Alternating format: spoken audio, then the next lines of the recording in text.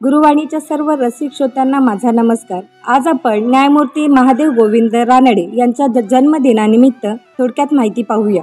महादेव गोविंद रानडे हे महाराष्ट्रातील थोर समाजसुधारक, अर्थशास्त्रज्ञ व ब्रिटिश भारतांमधील न्यायाधीश होते। शिक्षणाचा प्रसार व्हावा, स्त्रियांनाही शिक्षण घेता यावे यासाठी त्यांनी मुलींची शाळा सुरू केल्या। त्यांनी शिक्षण, समाजसेवा, राजकारण तसेच आर्थिक बाबतीत अमूल्य कार्य केले। महादेव गोविंद रानडे यांचा जन्म 18 जानेवारी 1842 जन्म नाशिक मधील निफाड या गावी झाला। त्यांचे प्राथमिक शिक्षण कोल्हापुरात झाले। 1856 नंतर ते आणि त्यांचे मित्र विनायक जनार्दन कीर्तने मुंबईत शिक्षणासाठी एल्फिन्स्टन हायस्कूल मध्ये दाखल झाले।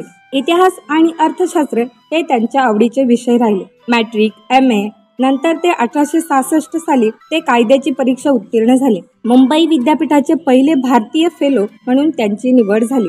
रानडे यांचा पहिला विवाह 1851 साली वयाच्या 11-12व्या वर्षी वाईतील दांडेकरांच्या रमा नावाच्या मुलीशी झाला, पण त्यांचे 1873 साली निधन झाले।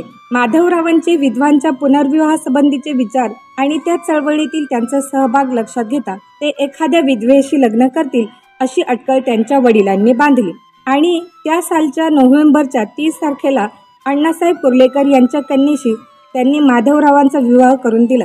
लग्नानंतर माधवरावांनी या पत्नीचे नावही रमा असेच ठेवले। पुढे त्यांनी रमाबाईंना शिकवले। इसवी सन 1878 साली पुणे येथे झालेल्या पहिल्या अखिल भारतीय मराठी साहित्य संमेलनाचे ते अध्यक्ष होते। 1885 मध्ये ते मुंबई उच्च न्यायालयाचे न्यायमूर्ती झाले।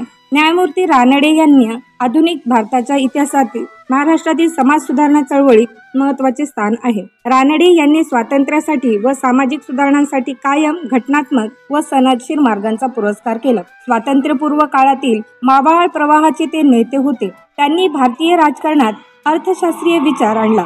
स्वदेशीच्या कल्पनेला त्यांनी शास्त्रशुद्ध व व्यावहारिक स्वरूप दिले। त्यांनी भारतातील दारिद्र्याच्या प्रश्नांचे मूलभूत विवेचन करून येथील दारिद्र्याची कारणे व ते दूर करण्याचे उपाय यासंबंधी अभ्यासपूर्ण विचार मांडले। दिनांक 31 मार्च इसवी सन 1867 रोजी न्यायमूर्ती रानडे, डॉक्टर आत्माराम पांडुरंग, डॉक्टर रा गो भांडारकर, वामन आबाजी मोडक इत्यादी मंडळींनी पुढाकार घेऊन मुंबईत प्रार्थना समाजाची स्थापना केली।